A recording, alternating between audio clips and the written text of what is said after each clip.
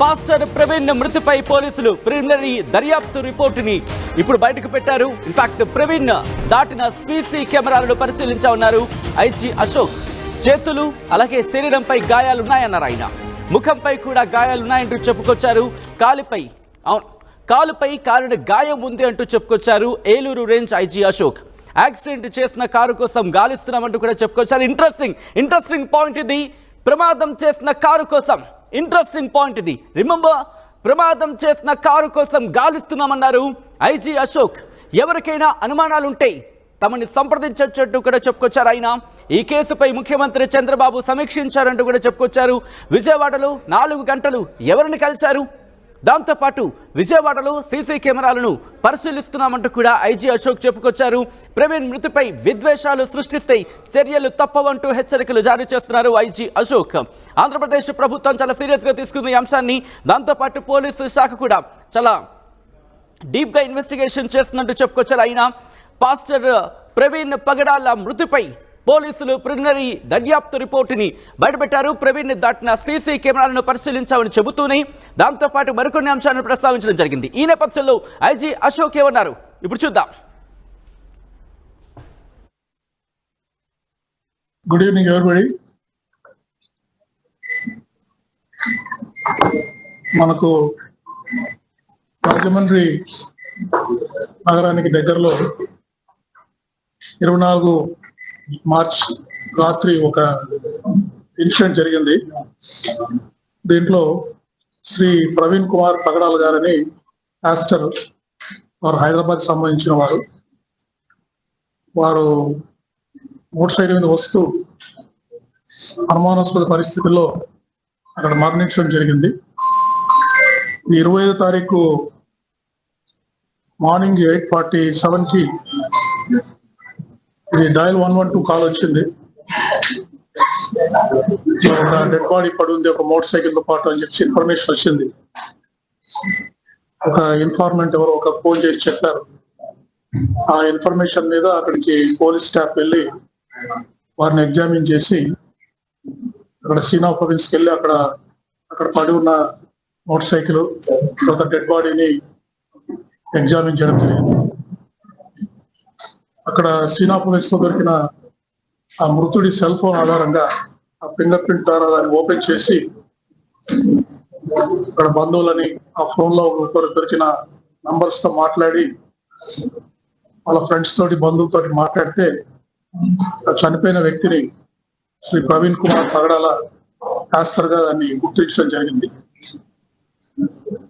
తర్వాత ఆ రోజు వారి బంధువులు ఎవరు అందుబాటులో లేకపోవడము, వారి హైదరాబాద్ వారి స్వస్థలం కావడంతో వారు సాయంత్రం ఇక్కడికి వాళ్ళ బంధువులు వచ్చిన తర్వాత ఆ రోజు కేసు రిజిస్టర్ చేసి నెక్స్ట్ డే మార్నింగ్ వారి బంధువులు ఇంకా వారి ఫ్రెండ్స్ అంతా వచ్చిన తర్వాత మనం ఇంక్వెస్ట్ ప్రొసీడింగ్స్ కండక్ట్ చేశాము. ఎంఆర్ఓ గారు ఈ ప్రతి ఒక్కరూ ఈ మృతి మీద మాకు అనుమానం ఉందని చెప్పడంతో మేజిస్ట్రేట్ గారితో ఎంఆర్ఓ గారితో ఇంక్వెస్ట్ చేయడం జరిగింది. The team of doctors under videography ఇది పోస్ట్ మార్టం కూడా చేయడం జరిగింది. తర్వాత ఈ కేసు వీరి మృతి మీద వారి ఫ్రెండ్స్ కానీ ఇంకా కొంత ప్రజలకు కానీ అనుమానాలు ఉండడం వల్ల దీన్ని చాలా ఇంపార్టెంట్ కేసుగా పరిగణించి ఈస్ట్ గోదావరి ఎస్పీ గారి ఆధ్వర్యంలో ఒక స్పెషల్ ఇన్వెస్టిగేషన్ టీమ్ ని దీన్ని దర్యాప్తు చేయడానికి మనం నియమించడం జరిగింది. దానికి కొవ్వూరు డిఎస్పీ దేవకుమార్ గారు, తర్వాత north zone DSP Srikanth, Umamaheswararao, Vijay Kumar ఇలా ఇన్వెస్టిగేషన్ లో ఎక్స్పీరియన్స్ ఉన్న ఆఫీస్ అందరినీ కూడా నియమించి దీన్ని దర్యాప్తు స్టార్ట్ చేయడం జరిగింది. అంతేకాకుండా ఈ కేసుని గౌరవ ముఖ్యమంత్రి వర్యులు డైలీ మానిటర్ చేస్తున్నారు. నిన్న కూడా ఎస్పీ ఈస్ట్ గోదావరి తోటి దాదాపు 45 నిమిషాలు వారి కేసుని పూర్తిగా సమీక్షించారు. దర్యాప్తులో ప్రోగ్రెస్ ఏంటి నివేదిక తీసుకున్న తర్వాత త్వరగా వాస్తవాలు తేల్చి ప్రజలందరికీ విషయాలు తెలియజేయాలని చెప్పారు. అంతేకాకుండా మా డీజీపీ గారు ఇతర ఉన్నతాధికారులు కూడా ఈ కేసుని రెగ్యులర్ గా ఫాలో అప్ చేసి అప్పటికప్పుడు దీని మీద ఇన్స్ట్రక్షన్స్ ఇవ్వడం జరుగుతూ ఉంది. సో బేసిక్ గా మాకు ప్రిలిమినరీ ఇన్వెస్టిగేషన్ వారు 24 తారీఖు హైదరాబాద్ లో వారు ప్రిలిమినరీగా ఇంతవరకు వారి బంధువులు కానీ తర్వాత వారు రోడ్లో ప్రయాణం చేస్తున్నప్పుడు కొంతమందితో మాట్లాడిన వాళ్ళ ఫ్రెండ్స్ ద్వారా కానీ ఇంకా అందరితోటి మాట్లాడడం జరిగింది. సో వారు 24వ తారీఖు మార్నింగ్ హైదరాబాద్ నుంచి అరౌండ్ 11 గంటలకు బయలుదేరినట్టుగా మాకు ప్రిలిమినరీ ఇన్ఫర్మేషన్ తెలుస్తూ ఉంది. తర్వాత అరౌండ్ 1 o'clock అట్లా వారు Choutuppal toll gate 1 o'clock Choutuppal toll gate pass అయ్యారు. అంటే వరుసగా మనకి సీసీ కెమెరాస్ ద్వారా మనకు లభ్యమవుతా ఉంది. తర్వాత కొద్దిసేపు ఒక విజయవాడలో మాత్రమే వారు విజయవాడకు వచ్చిన తర్వాత ఒక 3-4 hours వారి మూవ్మెంట్ ట్రాక్ చేస్తున్నాం. వారు ఎక్కడున్నారు విజయవాడలో అనేది దాని మీద ఫర్దర్ ఇన్వెస్టిగేషన్ జరుగుతూ ఉంది. తర్వాత కొంతమూరు పెట్రోల్ బంక్ దగ్గరికి అరౌండ్ 11:30కి రీచ్ అయ్యారు. అరౌండ్ 11:42కి ఈ నయావా పెట్రోల్ బంక్ దగ్గర ఈ ఇన్సిడెంట్ జరిగింది. సో వారి మూవ్మెంట్ అంతా కూడా బయలుదేరినప్పటి నుంచి వారు మరణించేంత వరకు పూర్తిగా ట్రాక్ చేయడం జరుగుతూ ఉంది. విజయవాడలో వారు ఎవరిని కలిశారు, 4 గంటలు ఎక్కడ ఉన్నారు అనేది మాత్రము ఇంకా పూర్తిగా టీమ్స్ అక్కడ పూర్తిగా దర్యాప్తు చేస్తున్నాయి. విజయవాడ సిటీలో ఉన్న సీసీ కెమెరాస్ కూడా మేము పరిశీలిస్తున్నాం. తర్వాత ఈ పోస్ట్ మార్టం కూడా ప్రిలిమినరీ పోస్ట్ మార్టం రిపోర్ట్ ఇచ్చారు. దీంట్లో వాళ్ళు పూర్తి ఫైండింగ్స్ మాకు ఇవ్వలేదు. అయితే కొన్ని అబ్రేషన్ ఇంజరీస్ చేతుల మీద బాడీ మీద ఉన్నాయి, అంటే ఏదన్నా రాపుడు గాయాలు ఉన్నాయన్నారు. లాసరేటెడ్ ఇంజరీస్ ఫేస్ మీద ఉన్నాయని చెప్పారు, front side of the face మీద ఉన్నాయని చెప్పారు లాసరేటెడ్ ఇంజరీస్. అయితే ఈ టాక్సికాలజీ రిపోర్ట్ FSL కి టాక్సికాలజీ రిపోర్ట్ ఫర్దర్గా పెథాలజీ కూడా కొన్ని రిపోర్ట్స్ పంపారు. ఎందుకంటే ఒక కాలిన గాయం కాలు మీద ఉంది, అది ఎటువంటి గాయం అని చెప్పడానికి పెథాలజీ కూడా ఈ రిపోర్ట్స్ కోసం పంపడం జరిగింది. సో ఇవన్నీ పూర్తి రిపోర్ట్స్ వచ్చిన తర్వాత ఈ మనం ఇన్వెస్టిగేషన్ అంటే ఎందుకు వారు చనిపోయారు అనేది పూర్తిగా మనం నిర్ధారించడం జరుగుతుంది. ఈ ఇంకా ఎవరికైనా టెక్నికల్ ఎవిడెన్స్ మొత్తం కూడా CC cameras, cell phone cameras, cell phone analysis ఇవన్నీ చేస్తున్నాం. అంతేకాకుండా MTO మన ట్రాన్స్పోర్ట్ ఆఫీసర్స్ కూడా ఈ వెహికల్స్ ని కూడా వారు ఎగ్జామిన్ చేశారు. యాక్సిడెంట్ అయిన వెహికల్స్ ని ఎగ్జామిన్ చేశారు. అతను డెంట్ మార్క్స్ ఉన్నాయా, అతను కార్స్ అప్పుడు మీరు CCTVలో చూస్తుంటే కొన్ని కార్స్ కూడా అక్కడ వారి మోటార్ సైకిల్ తో పాటు పాస్ అవుతున్నాయి. అదేదైనా కొలిజన్ అవుతే మోటార్ సైకిల్కి ఏదైనా ఒక కార్ వచ్చి గుద్దితే అక్కడ డెంట్ మార్క్స్ ఏమైనా పడ్డాయా, తర్వాత ఏదైనా పెయింట్స్ ఎక్స్చేంజ్ అయిందా, మోటార్ సైకిల్ కి ఆ కార్ కు మధ్యలో ఏదైనా గుద్దితే ఆ కార్ లో ఉన్న పెయింట్ మోటార్ సైకిల్ అందిందా, మోటార్ సైకిల్ పెయింట్ ఏమైనా కార్ కు వచ్చిందా, అది కూడా వారు రిపోర్ట్ ఇచ్చారు. అది SP గారు మీకు ఎక్స్ప్లెయిన్ చేస్తారు. సో ఈ విధంగా డీటెయిల్ అనాలిసిస్ మేము చేస్తున్నామండి.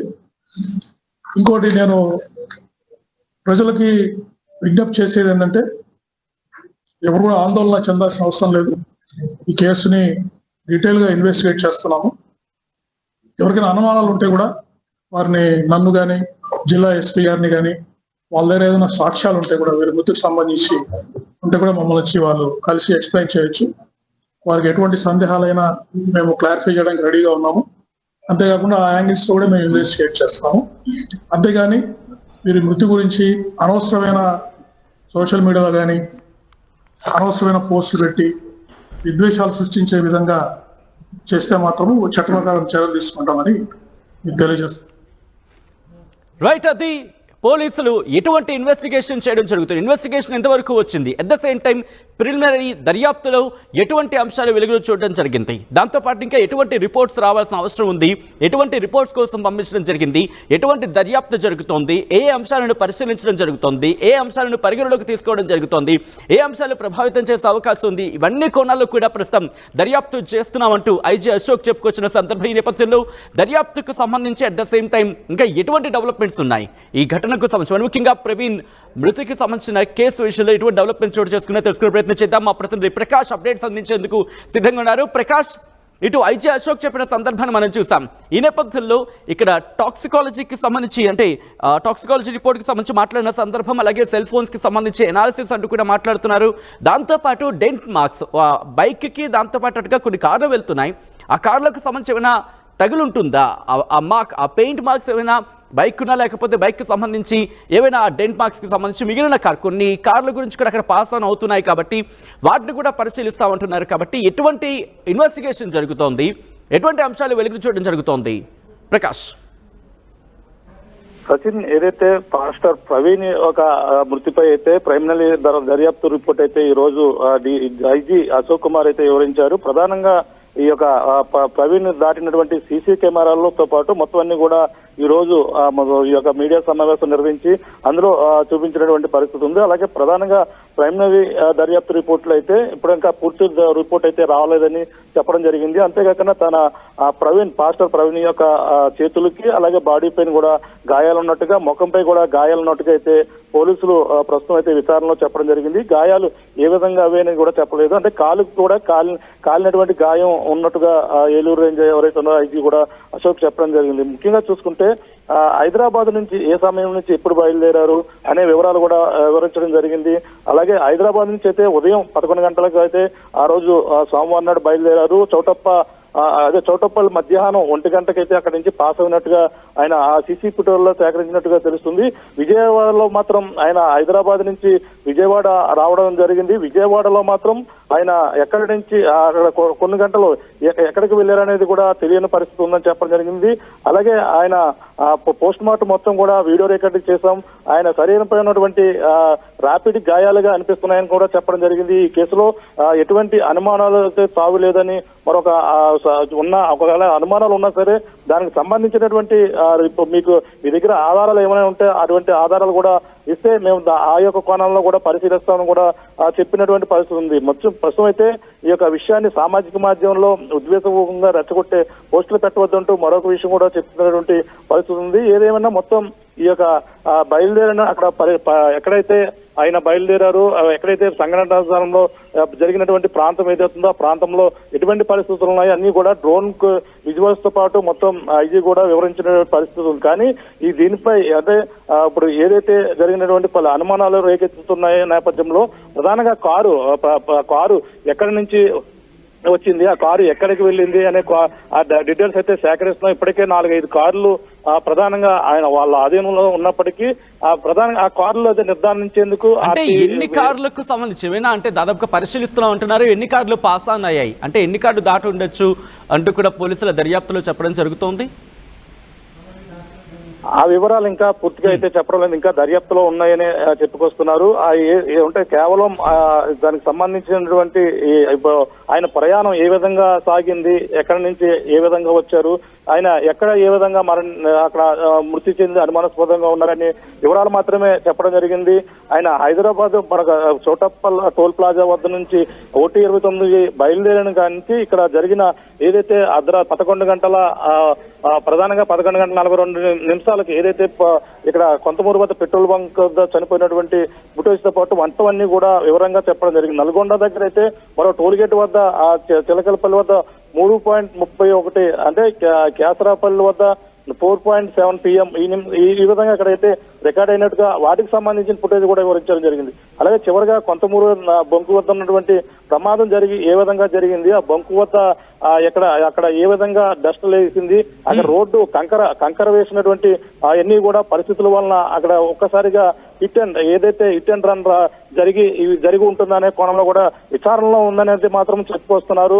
అలాగే కుటుంబ సభ్యులను కూడా విచారించాము. కుటుంబ సభ్యులను కూడా వాళ్ళతో ఏమైనా అనుమానాలు ఉంటే చెప్పండి అని అన్నారు. కానీ అనుమానాలు ఏమున్నా సరే కేవలం మాకు అది ఏం జరిగింది, ఎలా జరిగిందనే చెప్తే చాలు, మా ఎవరిపైన అనుమానాలు లేవనేది కూడా కుటుంబ సభ్యులు చెప్పినట్టుగా ఇది చెప్పడం జరిగింది.